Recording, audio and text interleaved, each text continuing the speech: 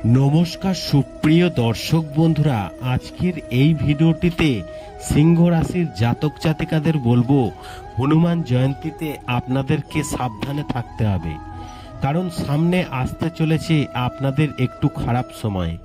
কি বলছে জ্যোতিষশাস্ত্র জানার জন্য পুরো ভিডিওটি আপনারা মনোযোগ সহকারে শেষ পর্যন্ত শুনবেন। দেখুন, আমার প্রতিটা ভিডিওই মেন টপিকগুলো শুধুমাত্র আপনাদেরকে জানিয়ে দিই, আর যে কারণে ভিডিওগুলো খুব অল্প সময়ের জন্য হয়, তাই বলবো আজকের এই ভিডিওটি একটু মনোযোগ সহকারে শুনুন। হনুমান জয়ন্তীতে সাবধান, আসতে চলেছে খারাপ সময়। 23শে এপ্রিল কুম্ভ রাশি থেকে বেরিয়ে মীন রাশিতে প্রবেশ করবে মঙ্গল। এই সময় 12 রাশির ব্যক্তিদের উপর এই শুভ ও অশুভ নানান প্রভাব ফেলবে।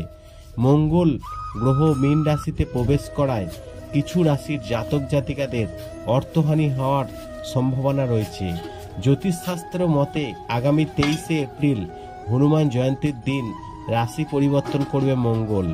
মঙ্গলের অবস্থান বদলে নানান শুভ প্রভাব পড়বে এই 3 রাশির জাতকদের জীবনে। কেউ অর্থ লাভ করবেন, আবার কারোর চাকরিতে উন্নতি হবে, এবং এই সময় 12 রাশির ব্যক্তিদের উপর শুভ অশুভ নানান প্রভাব ফেলবে।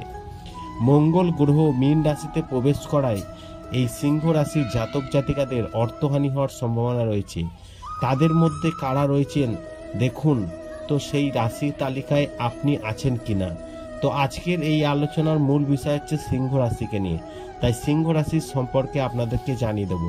সিংহ রাশির জাতক জাতিকাদের আত্মবিশ্বাস কমবে, তাই কোনো কাজে বিনিয়োগ করার আগে ভেবেচিন্তে করবেন। যারা ব্যবসা করছেন তারা ব্যবসার বিনিয়োগ করার আগে বারবার কিন্তু ভেবে ব্যবসায় বিনিয়োগ করবেন। এই সময় আপনার অর্থহানি হতে পারে।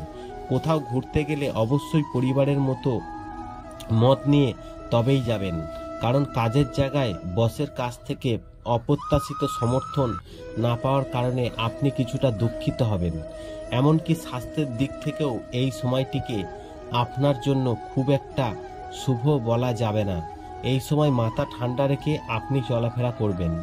মঙ্গল রাশি পরিবর্তন করায় সকলের সঙ্গে ভেবেচিন্তে কথা বলবেন। যে কাজ করবেন সেখানে সাবধানে করার চেষ্টা করবেন। কোনো ব্যবসায় বিনিয়োগ করলে অবশ্যই স্ত্রীর বিশেষ পরামর্শ নেবেন। এই সময় কোনো নারীর সঙ্গে আপনার সম্পর্ক না যাওয়াই কিন্তু ভালো। কথাবার্তা ও ব্যবহারে অহংকার বোধ ত্যাগ করার চেষ্টা করুন। আশা করি এই ভিডিওর মাধ্যমে জানাতে পেরেছি কি জন্য আপনাদের সমস্যা আসতে চলেছে সিংহ রাশির জাতক জাতিকাদের। ভিডিওটি ভালো লাগলে লাইক করবেন, কমেন্ট করবেন, শেয়ার করে অন্যদের জানার সুযোগ করে দেবেন।